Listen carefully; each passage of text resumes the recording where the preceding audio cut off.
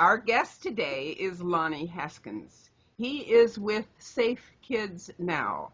Lonny has been a long-time contributor to Safe Kids Now before he personally got involved with being one of their members. Welcome, Lonny.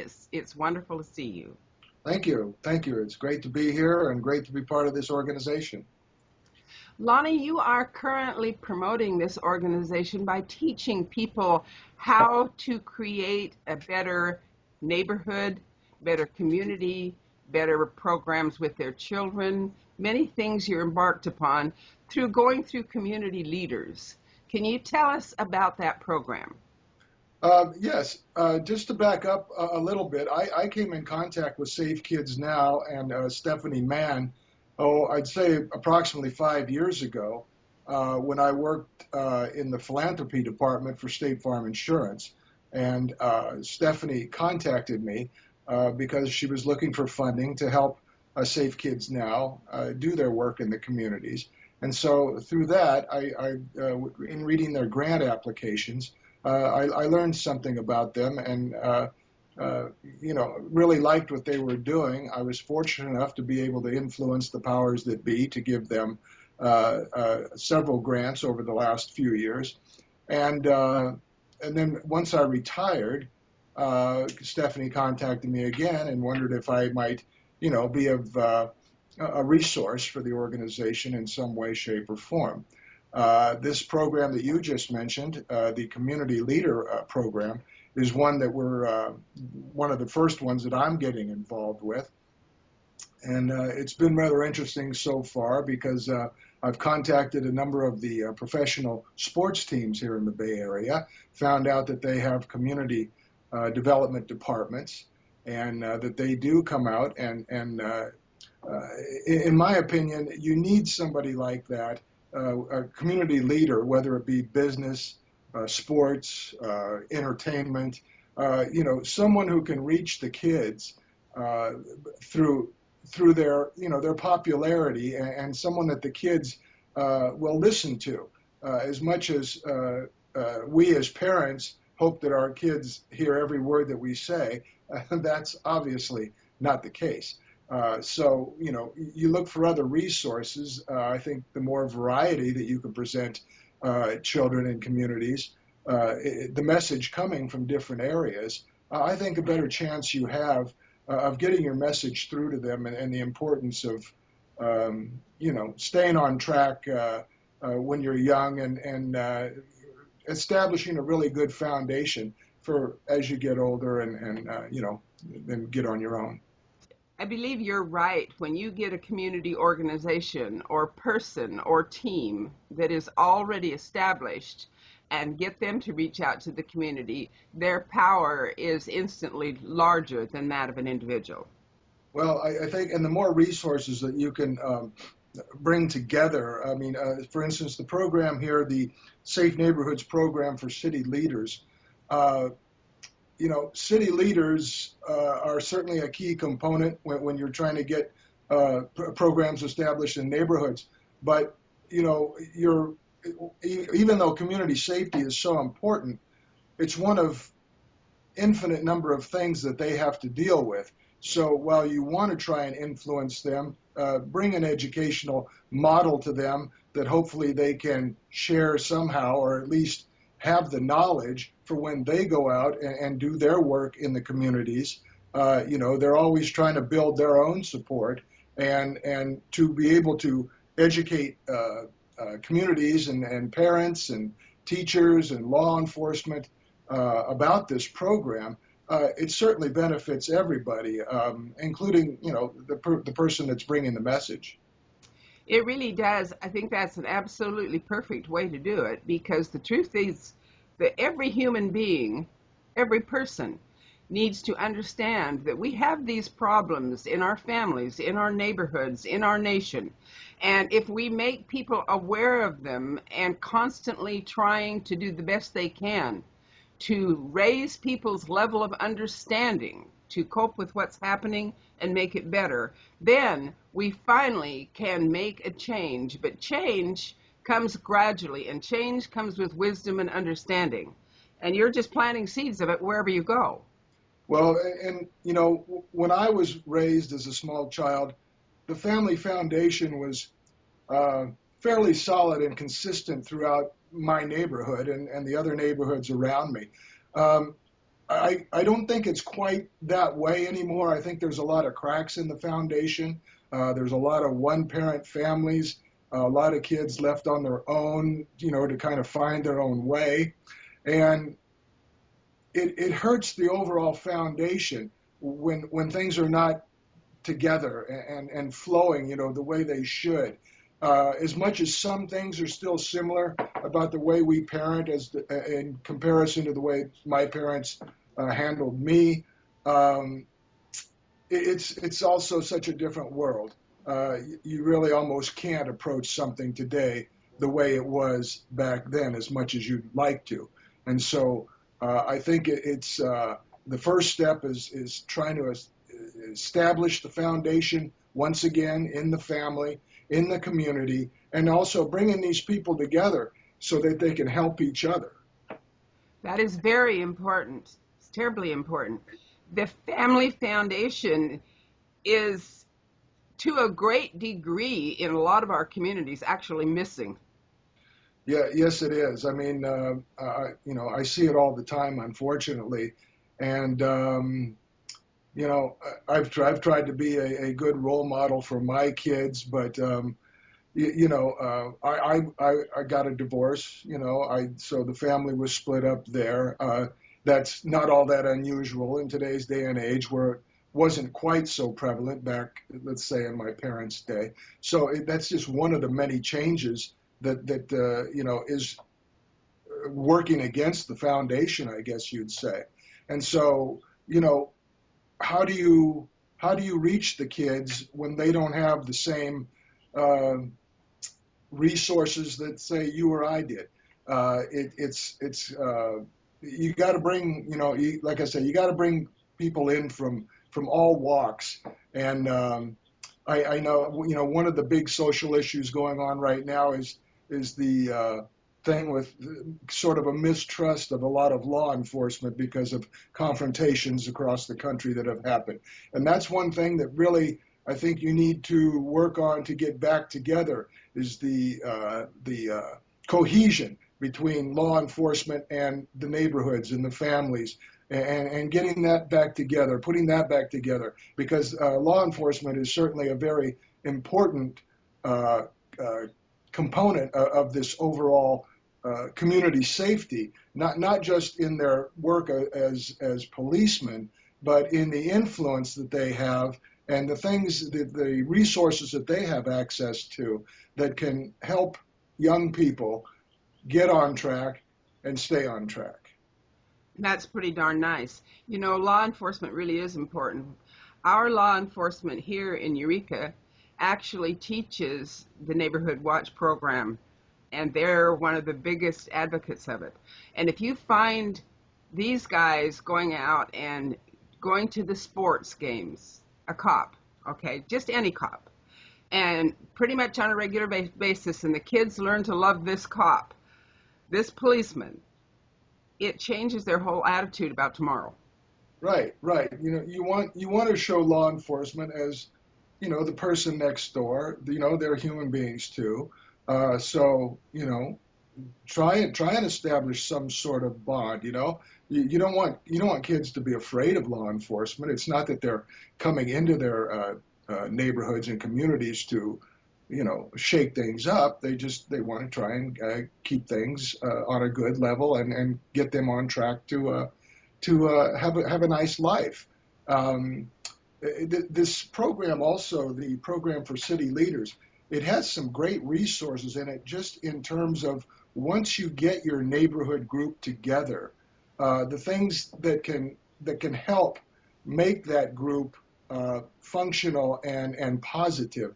I was noticing that there was a section on how to run a meeting, which is great because, as it pointed out, I think we've all been in meetings where it wasn't really run all that well. And, after a short time, you're looking around going, I'm not really sure what I'm doing here. And so resources like that are on the surface, you may not think about that, but once you get down to the nitty gritty, it's really important in terms of getting information passed along and keeping people engaged, because to bring people together and get them engaged for a short time, but then have them drift apart is obviously really counterfunctional to what you're trying to accomplish. You're absolutely right. Running a meeting correctly can either bring people in and excite them or disgust them and bore them. And if you don't get that right the first time, you lose them. And it's really important to bring in these city leaders, as I mentioned, from whether it be business, entertainment, or wherever you want to go to find your city leaders and spokespeople. Uh, the good thing is when you get that in there, it creates that simple element of interest. Because if you don't create interest, it's so difficult to create influence. It's really true. You hit that right on the head. It's really true. One of the challenges that the neighborhoods have with these kids that have only one parent is reaching anybody in the community that really reaches the kids. So I love the fact that you are going through sports. Yes, but that's just one of the avenues. We just started on this, and I guess my next fun research assignment will see who I can find from entertainment, and but I don't want to just limit it to sports and entertainment. Uh, I remember in my neighborhood. Um, there were certain parents that got involved that the kids really liked. It wasn't that they didn't like other parents, but there were just certain parents that when they came around, whether it be because they were funny or because they took the time, to reach out, uh, there were just certain parents that the kids really took to, as opposed to others, and that's human nature. And so you want to seek those out also. While you certainly want a group to come together, sometimes whether it be the leader of the group or just somebody in the group, you kind of want to look to see what parents are just able to influence kids for whatever reason, however they establish the connection. We have a college here called College of the Redwoods Hmm. that had a youth conference here, and it was a huge youth conference. And I was surprised at how many different organizations had touched the children through the kids at the college, using the kids at the college, reaching the kids at the college, and having programs with, for, and through the kids at the college. I never even realized it was that huge. And that's a great idea, especially if you can relate to the kids how this is going to be, this is going to be you in a very short time. Right, I am you just a few years up the road, right. and I know that for a lot of kids that might be hard to picture, especially if they're not quite in high school yet. You don't want to jump the gun, but I think it's great. It's just another resource that you can use. Um, and a lot of times, young kids will certainly listen to other young kids as much, if not more, than an adult. It's just, again, that's probably human nature. Right. Right. Well, if you're in a rural area, one of the key people we found was veterinarians. Oh, Because if the kids are allowed to have a pet, even a dog or a cat, and they love that animal and they know their vet, then he already has a way into their heart.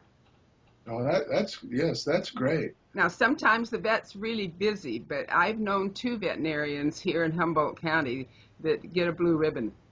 Oh, excellent. Yes, yes, because certainly animals are, they're a connector. Yes, they're a real connector. Doesn't have to be human.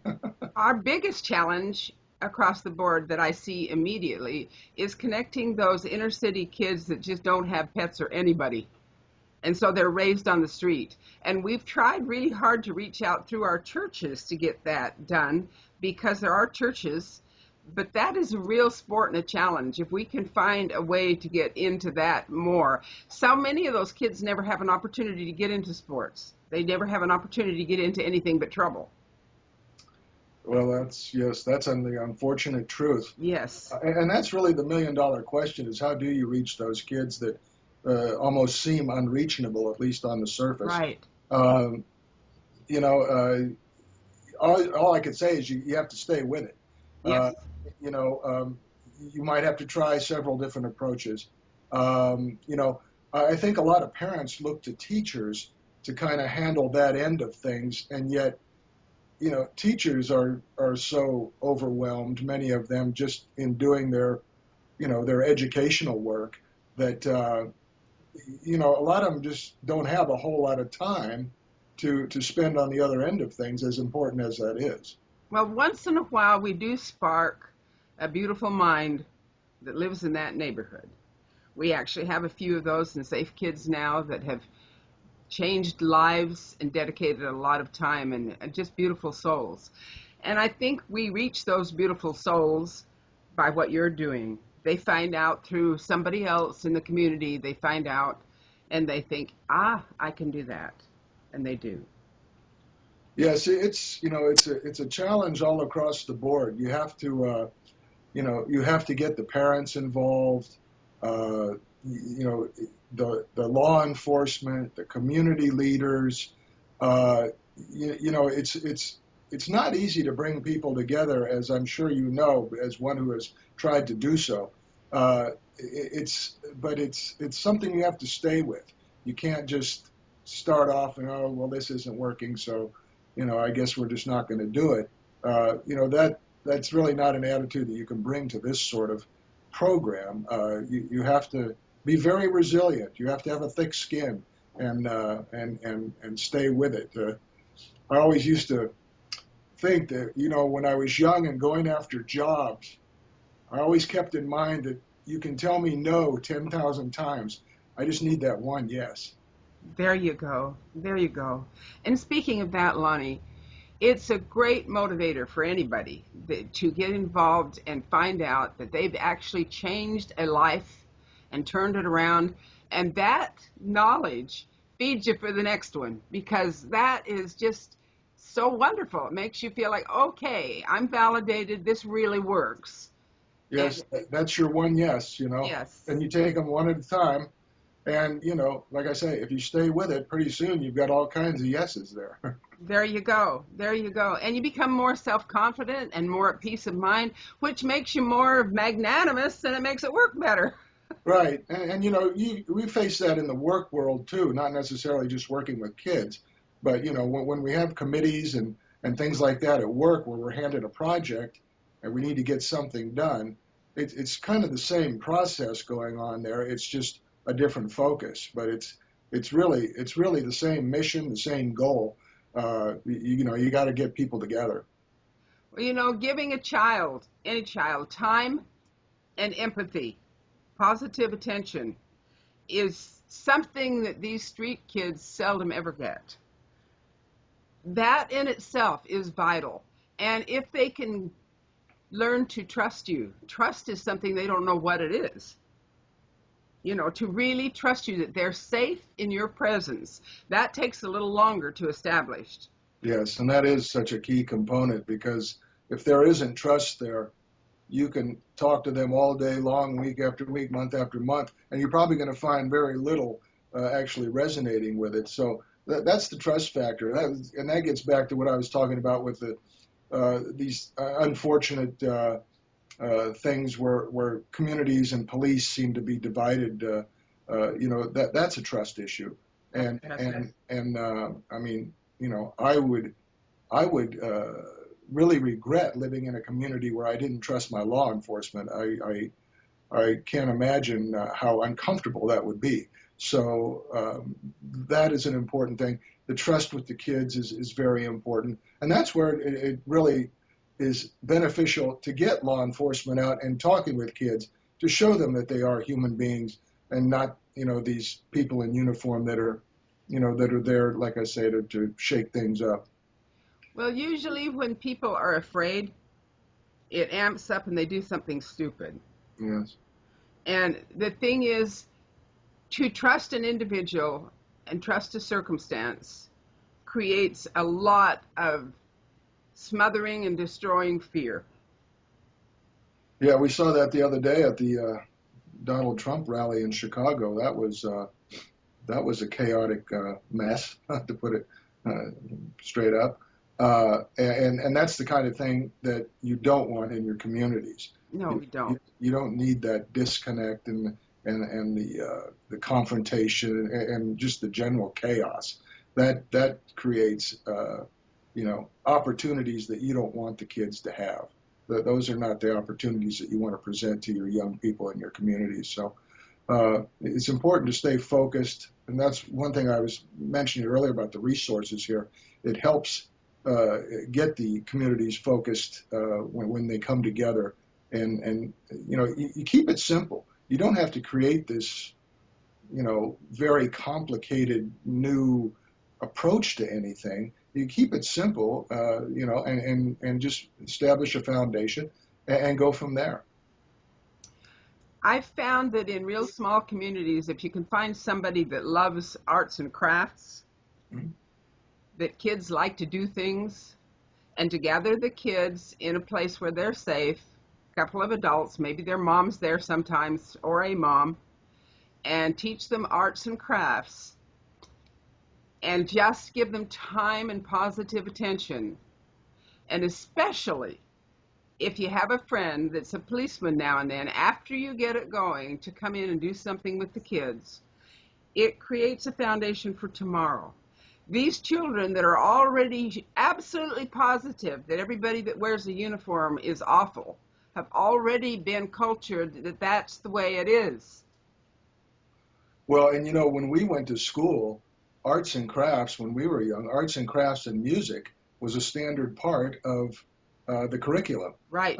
Nowadays, it takes special funding and whatnot because those types of programs are in a large case eliminated from the overall landscape, and that's really unfortunate because uh, you know music may be the way to get a young man or a young woman who is maybe on the edge of falling out of that foundation of the community, and you get them involved in music, as you say, the arts and crafts, the art aspect, and you have a tool there to bring them back in and reestablish that connection.